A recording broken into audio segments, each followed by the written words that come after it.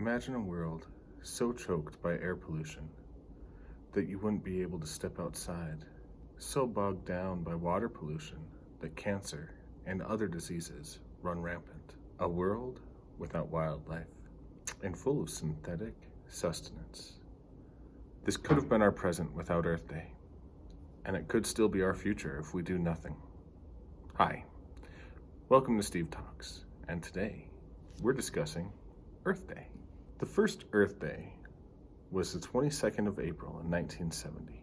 Air pollution was so rampant in our cities from our coal-producing plants, our industry, and the use of leaded gasoline. Rachel Carson wrote a book called Silent Spring that brought to light all the issues that were facing humanity. It was so popular that senators came together to try to figure out how to get people to care about the planet Earth. Dennis Hayes, an activist, was sought out by the government to organize teach-ins at college campuses and educate people on what the Earth meant and how we can protect it. These teach-ins led to activists planning a day of action. They chose April 22nd of every year because it fell between spring break and finals week at college campuses. In 1990, Dennis Hayes was called upon again. He was called to organize a global event. 200 million people from 141 countries came together and participated in the first Global Earth Day. Through their efforts, they boosted the use of recycling, and they paved the way for the UN Earth Summit in Rio de Janeiro. Today, Earth Day is the longest secular observed holiday in the world, and it is growing just as fast as most climate issues come to light. The modern Earth Day is full of people angry at the lack of follow-through from governments from the 2015 Paris Accords. If you haven't heard of the 2015 Paris Accords, this is where the 1.5 degrees Celsius benchmark was made, and governments have still done nothing. People are demanding for greater action. If you only have one day to give this Earth Day, there's plenty that you can do to make a difference for the planet and for your community. You can go to an organized open space cleanup. You can plant a tree. You can go vegetarian for the day and refuse to eat meat or dairy products. Walk or bike to work for this day. Give up your chewing gum. That sounds funny, but did you know that chewing gum is made of synthetic rubber? And this synthetic rubber actually leads to plastic pollution? I didn't until I looked it up. Crazy, right? Visit your local farmer's market. Buy locally sourced food. Purchase a reusable water bottle.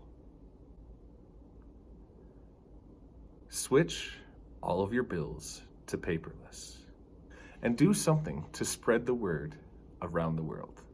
What if one day is not going to be good enough for you? What if one day is not enough and you want to go the extra mile and create long-lasting habits that will make Earth Day every day? You can compost. You can refuse plastic straws. You can refuse to buy any cosmetics with microbeads. Microbeads are small pieces of plastic that wash down our drains and end up as microplastics out into the oceans, in our waterways, and in our cities' water systems. Raise your voice. Look at Greta Thunberg and how she has created a movement of Fridays for the future. It takes people like her to make sure that our Earth maintains its presence in our modern day society. You don't have to go to the extreme, but raise your voice. Vote for Earth-friendly leaders.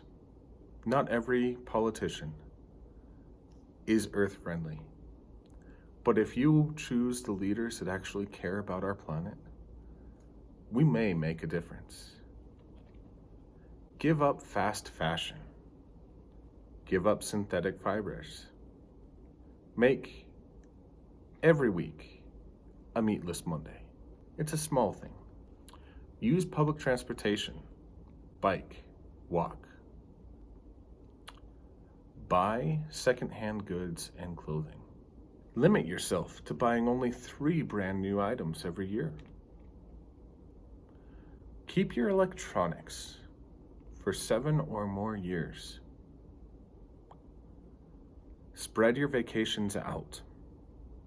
Alternate a local holiday, a regional holiday, and a national or international holiday. And the 3 R's. We've been taught them our entire lives. Well, most of us. Reduce, reuse, and recycle. I hope that you go out and do something special this Earth Day. I hope that you go out and make a difference. But most of all, I hope that you're able to take something from this video and say, hey, I can do that. That'll be easy. We'll see you next time on Steve Talks.